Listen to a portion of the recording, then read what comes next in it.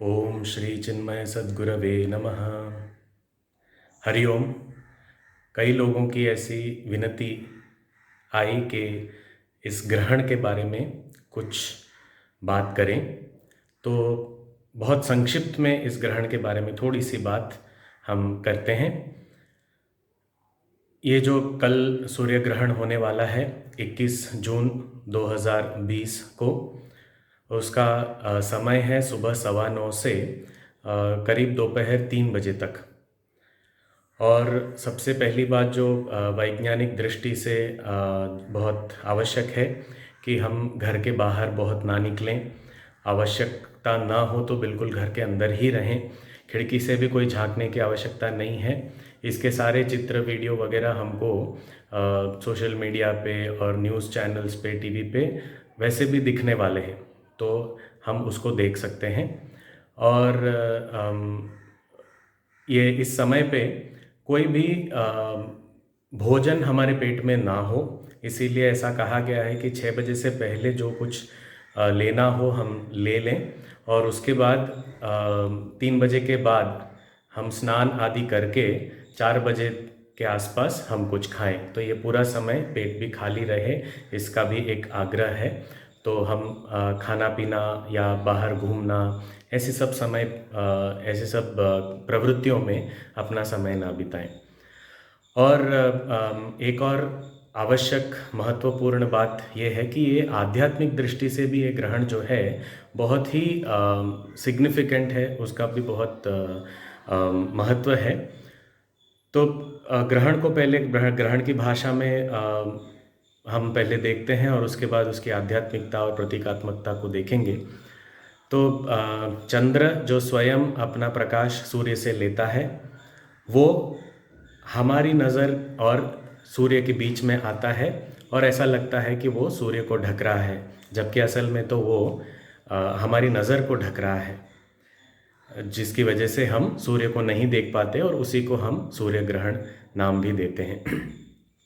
अब बात यह है कि हमारे जीवन में भी यदि हम अपने आप को भी देखें तो हमारे शास्त्र कहते हैं वेदांत के अनुसार कि हम उस सूर्य के समान हैं।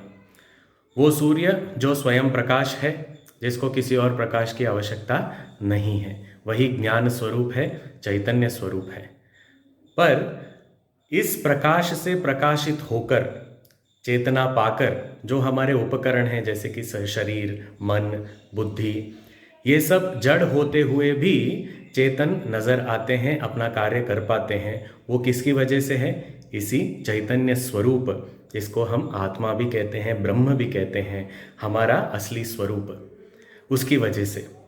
परंतु वो इस अपनी चेतना इस चैतन्य स्वरूप आत्मा से लेकर के हमारी नज़र से उस चैतन्य आत्मा को ही ओझल कर देते हैं और हम उसको ढूंढते रहते हैं। हम अपनी खुशी के लिए बाहर की दुनिया में ढूंढते रहते हैं, इस शरीर और मन के पोषण तुष्टि से इस खुशी को प्राप्त करने की कोशिश करते हैं, जो स्वयं हमारा ही स्वरूप है, हम स्वयं ही हैं वो। तो इस जो प्रतीकात्मक रीत से हम इसको देखें तो ये समय है अपने स्वरूप को ढूंढने का। ये ग्रहण हमें एक मौका देता है जहाँ पर हमारे पूर्वजों ने खाने पीने का, बाहर जाने का, सारी प्रवृत्तियों को बंद करने का जो एक जो सलाह हमको इसकी दी है, उसका पालन करते हुए हम, ये समय है जब हम अंतर्मुख बने और हम इस जड़ वस्तुओं को, जो अपने आप को हम समझ रहे हैं, उससे परे हो करके उस चैतन्य स्वरूप को ढूंढने में, उसको महसूस करने में ये समय का सदुपयोग करें। खास करके कहा गया है नाम स्मरण करें और जो हमने पढ़ा है, श्रवण किया है, उस पर मनन करें, ध्यान अभ्यास करें, अपने अंतर्मुख यात्रा में आगे बढ़ने का प्रयास करें। इस समय पर वेद पाठ आदि भी किया जाता है, इस हद तक कि गणपति अथर्व शीर्षम की फलश्रुति में कहा गया है, सूर्य ग्रहे महानद्याम प्रतिमा सन्निधौ च वा जप्त्वा सिद्ध मंत्रो भवति।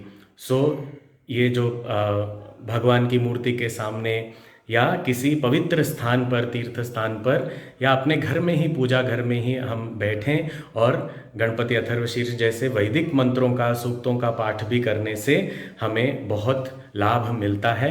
नाम स्मरण जितना हो सके हम करते रहें और इस समय को साधना के लिए जितना उपयोग हो सके उतना हम करें। और फिर 3 साढ़े 3 के बाद स्नान आदि करने के बाद ही कुछ भोजन के लिए हम ग्रहण करें। ये विशेष सभी लोगों से आग्रह है। हरिओम नमस्कार। हरिओम नमस्कार। अगर आपको ये वीडियो अच्छा लगा तो हमारा चैनल ज़रूर सब्सक्राइब करें और बेल आइकन दबाना ना भूलें।